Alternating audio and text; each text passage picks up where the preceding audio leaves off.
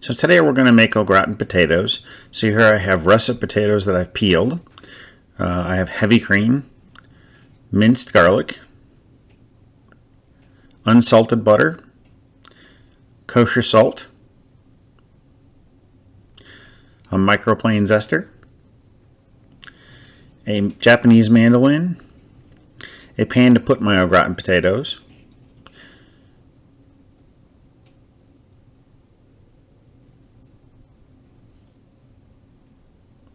now I'm getting ready for the next thing. Oh, and I forgot the cheese, the star of the show.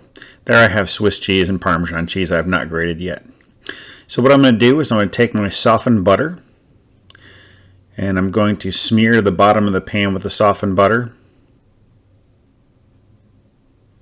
And this is a liberal amount. Normally when we make this in class I'd be using a half pan, but the small saute pan works just fine. I'm going to take my minced garlic. I'm going to put all that in there. If you don't like garlic, you can leave the garlic out. If you want more garlic, you can put more garlic in there. So I'm going to smear all that garlic in there.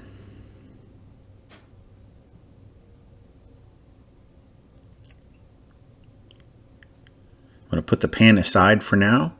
And then over a bowl, I'm going to slice my potatoes. So normally I would use a standing up mandolin. I don't have a standing up mandolin. So what I have here is a Japanese mandolin. I'm going to adjust the blade. So as I'm slicing the potatoes, they're fairly thin. And the thickness of the potato really depends on what you're looking for. These I want to be fairly thin. So I keep slicing the potatoes over the bowl to collect the potatoes. And you want to stop at some point wherever you feel most comfortable with the slicer. You'll see that I have some ends of the potato. That's essentially a very sharp razor I'm working over. And no matter if it looks like I'm really getting close with my fingers here, I always stop whenever I feel like it's close enough. It's not worth losing a finger over. So these little end pieces here, I'm going to save those to make mashed potatoes with or something later. Now what I'm going to do is I'm going to take my pan.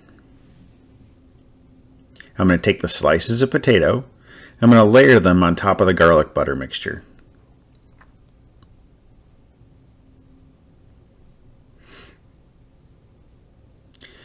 And then I keep layering and layering the potatoes into the bottom of the pan. I want to make sure I have the bottom of the pan fully covered.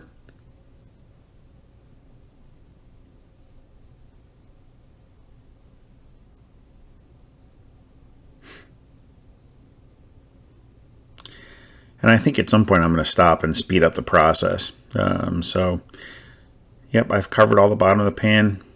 My next step is I'm going to take that kosher salt and I'm going to liberally season the top of the potatoes. I want to make. So now I have all of my potatoes sliced, total of almost 3 full potatoes. I've seasoned the potatoes through each layer. Now I'm going to take a generous amount of heavy cream and pour it over top. Yes, it seems like an absorbent amount, but that's really like the sauce for the potatoes. If you want to use heavy cream or milk, that's possible. You'll notice throughout the process I do not put the potatoes after they're sliced into water, that you lose the starch that way. So now what I'm going to do is I'm going to top the potatoes with my shredded Swiss cheese. Why not put a little more on there? Okay, just put the rest of it on there too, that's fine. Yeah, maybe all of it on there. How do you go wrong with more cheese? And then I have my block of Parmesan cheese. I'm going to shred the cheese over top of the Swiss cheese. Delicious. And then what I'm going to do is I'm going to take this pan, I'm going to put it into a 350 degree oven. I'm going to let it bake for about 1 hour until it's bubbly and I can stick a knife into it cleanly. Here's the potatoes baking in the oven. And then here's the finished product. So that's after about an hour. It's nice and brown on top. I'm going to take my knife. I'm going to insert it in there. I shouldn't have to push too hard. It should go in fairly easily by itself. Should be very soft. I check it in a couple of spots. And now I let it sit because it's very hot. And then I'm going to dig in with a spoon.